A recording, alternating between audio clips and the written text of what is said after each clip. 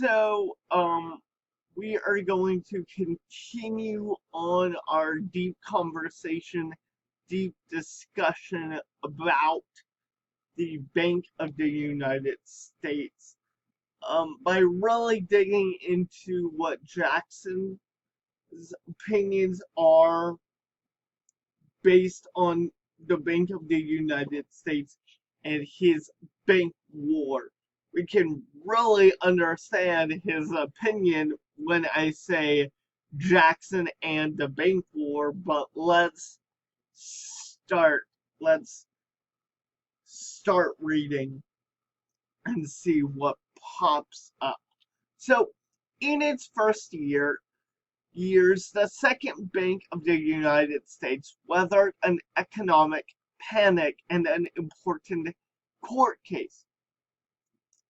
These were not, however, to be the last of its troubles. Other forces at work that would oppose and eventually destroy the Second Bank of the United States. So, right from the get-go, the Second Bank of the United States weathered the panic of 1819. So, panic of 1819 happened,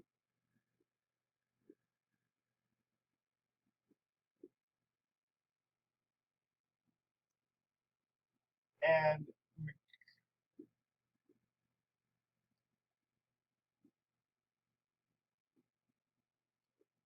McClellan versus Maryland. That's how I choose to abbreviate that. So, early in the 1820s, Henry Clay, a representative from Kentucky and a political rival of Jackson, advocated and helped implement what became known as the American system for developing a strong national economy. This system had three parts: tariffs to generate income and protect U.S. businesses, a transportation system of roads and canals, and a strong banking system that could make loans for large projects. Clay felt that the Second Bank of the United States was an indispensable part of this plan, and he approved the bank's now cautious approach to credit and banking. Following the Panic of 1819, the Second Bank of the United States functioned to stabilize the economy. It prevented the worst of the cycles of boom and bust that characterized this volatile period by restraining unsound lending practices of smaller banks, especially the frontier wildcat banks. Since the federal government deposited its substantial revenues of gold and silver in the Bank of the United States, the notes that the bank issued were more uniform and stable in value than the notes of the other banks. So this credit, these banknotes are coming from the federal government of the United States that made the banknotes a little bit more stabilized than the smaller and frontier banks. The Second Bank of the United States was not a government-owned bank, but a privately chartered institution headed at the time by Nicholas Biddle. Through his policies, Biddle was able to force smaller banks to refrain from excessive printing of banknotes, which was a major contributor to inflation. requiring other smaller banks to maintain adequate reserves prevented bank failures that were ruinous to businesses and individuals alike. Though restrained from potentially making larger profits, the banking industry was healthier overall, which helped to ensure public confidence in the financial system and the uninterrupted growth of the economy. Some people, however, felt that the bank, and in particular its president Nicholas Biddle, had too much power to restrict speculative and potentially profitable business dealings of smaller banks. Westerners were especially critical of the bank because they felt it suppressed their opportunities while it bolstered the economy of the manufacturing East. So it became a sectional issue.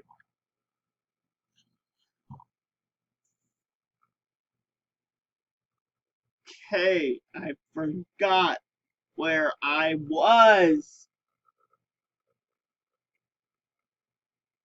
Many people also believed that the bank had the potential to be abused since a private bank is not accountable to the people.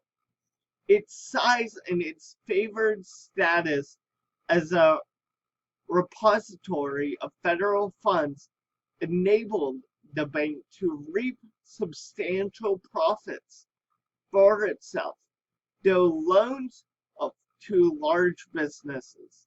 The idea of the citizens' money going into a private bank to be lent out for a profit for the bank's owners seemed undemocratic and contrary to the ideals of the new republic.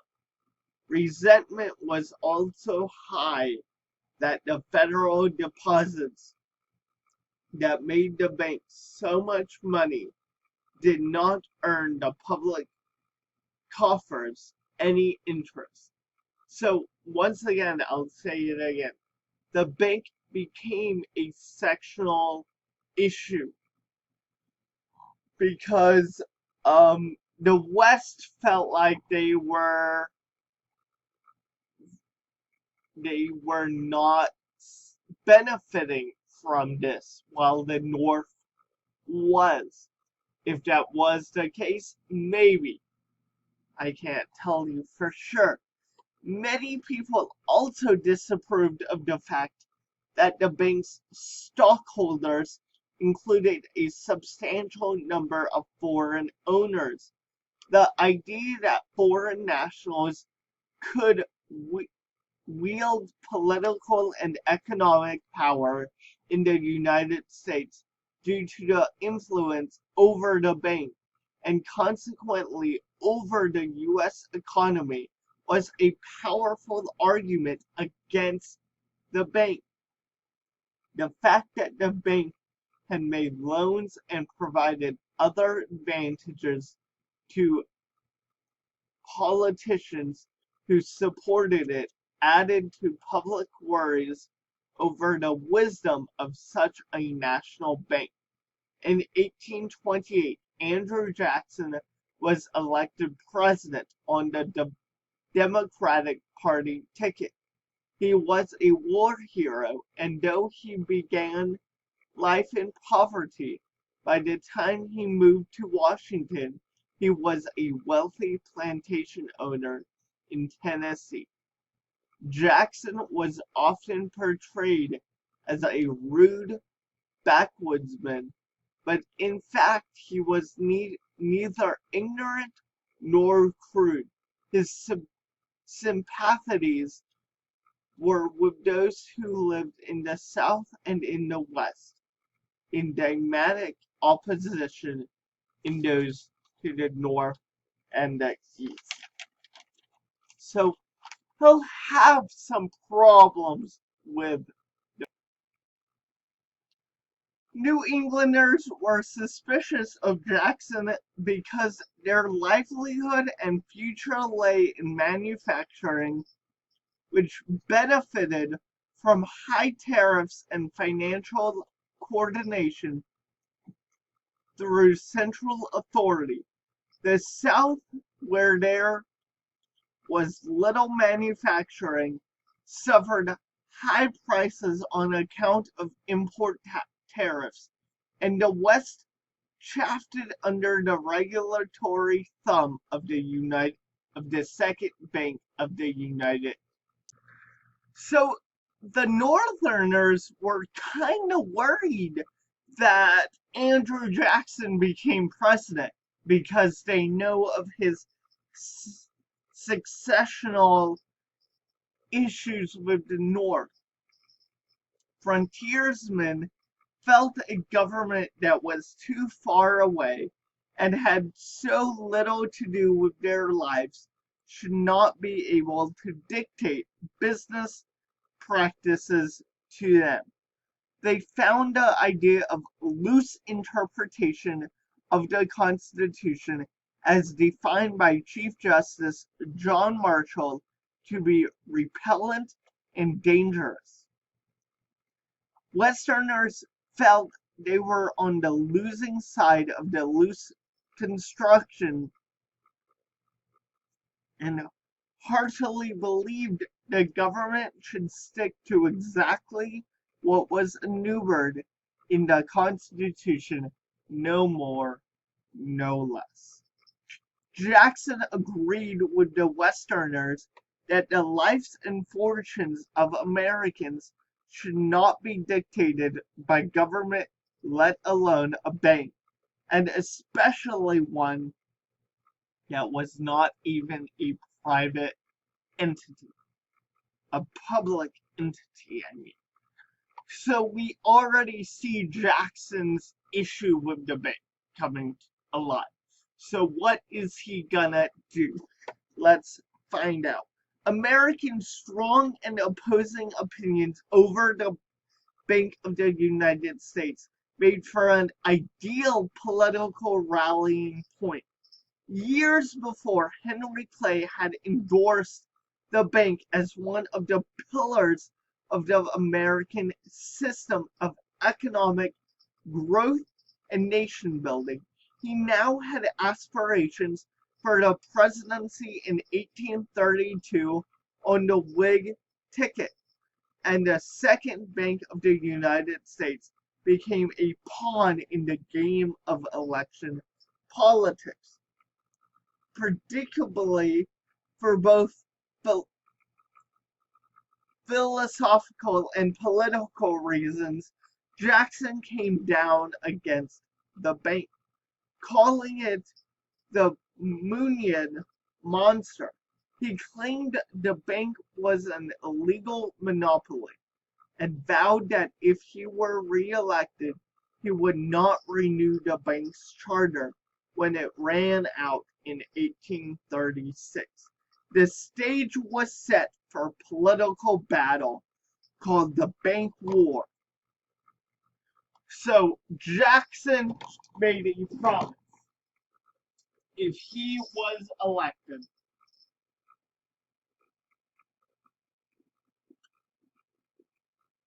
he would get not renew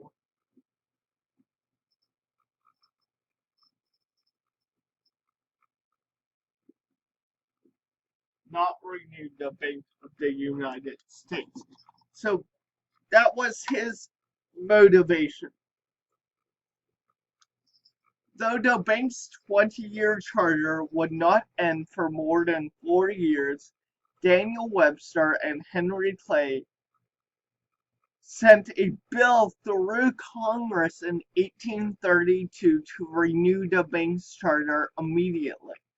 Clay felt that this would hurt Jackson's chances for re-election because if Jackson signed a bill and renewed the charter, he would anger his powerful Western constituency, which felt economically restrained by the bank. But if Jackson refused to sign the bill, he would lose the support of wealthy Eastern businessmen. Jackson bitterly commented, "The bank is trying to kill me, but I will kill it."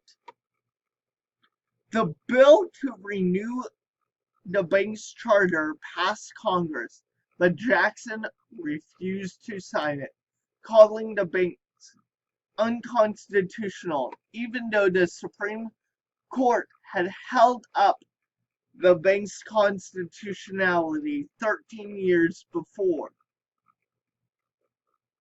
Until this time, U.S. presidents had made a point to defer to the intent of the founding fathers: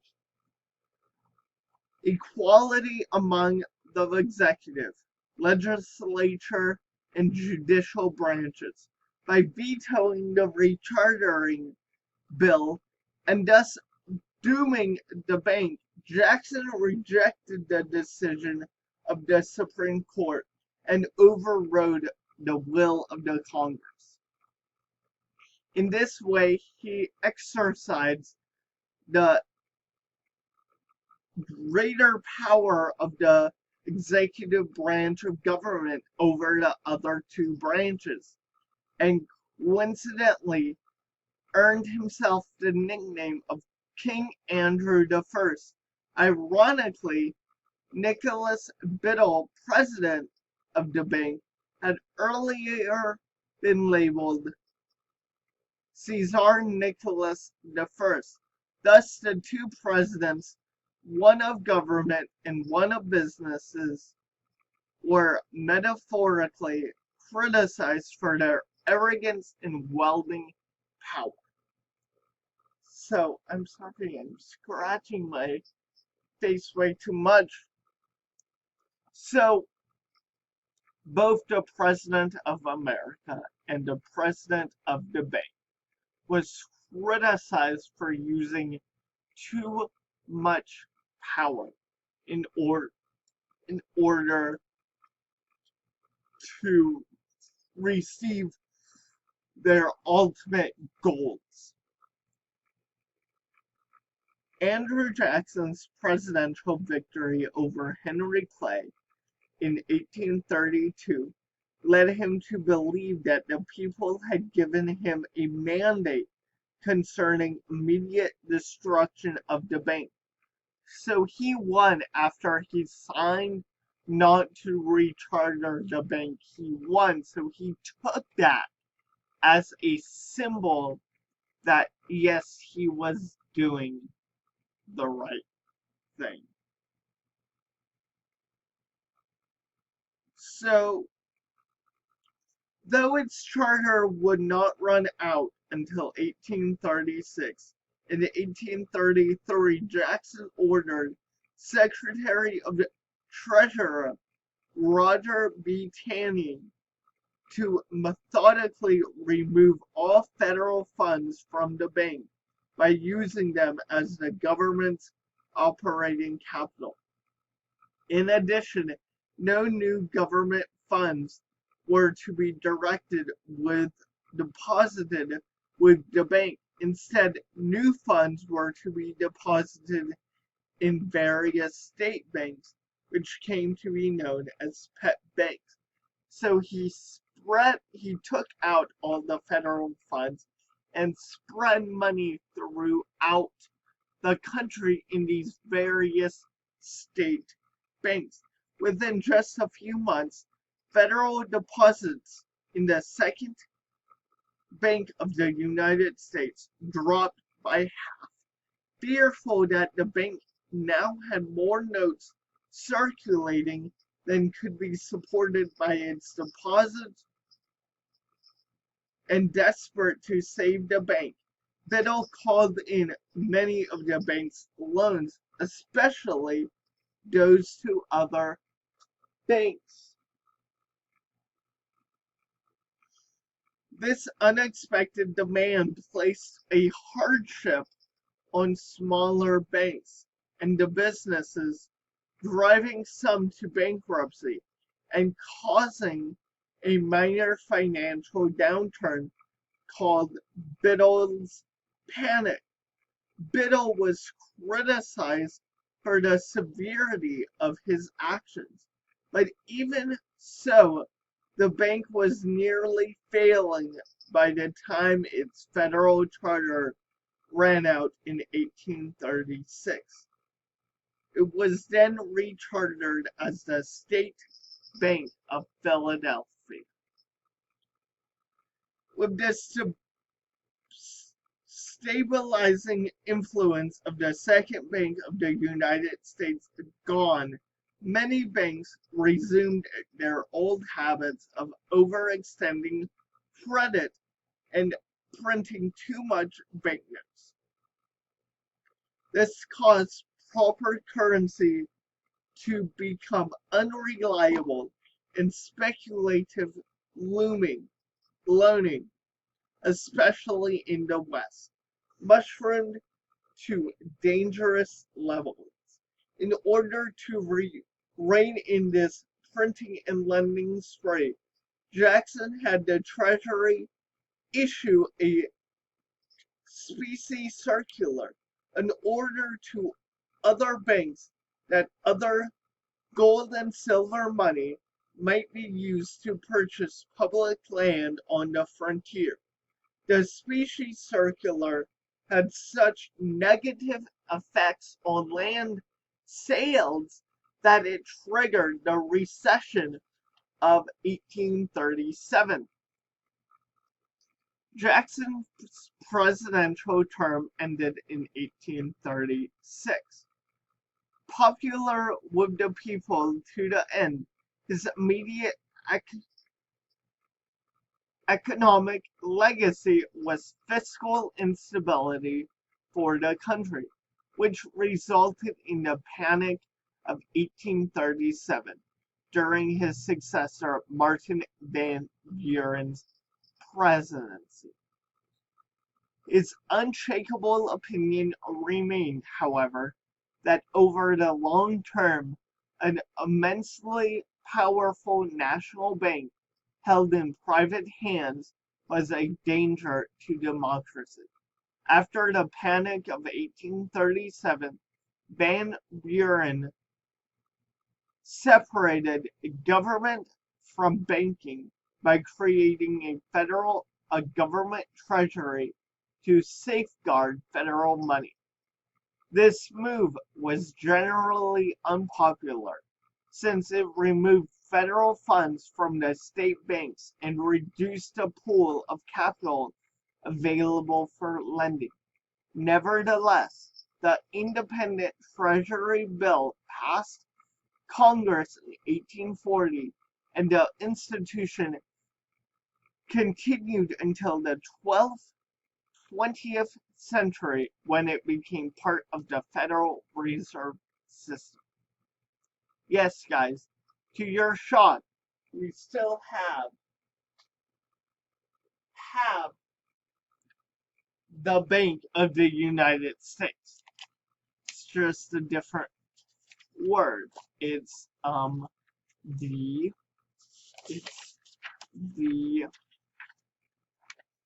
Federal Reserve System. I'm trying to show you our next lesson. If you guys want to catch up on that tonight before tomorrow, you can. But I think this is it of Andrew Jackson's unit. We are going to talk about his Indian removal policy, all about Native Americans, the Indian Removal Act, and other important stuff. So stick around for tomorrow's lesson.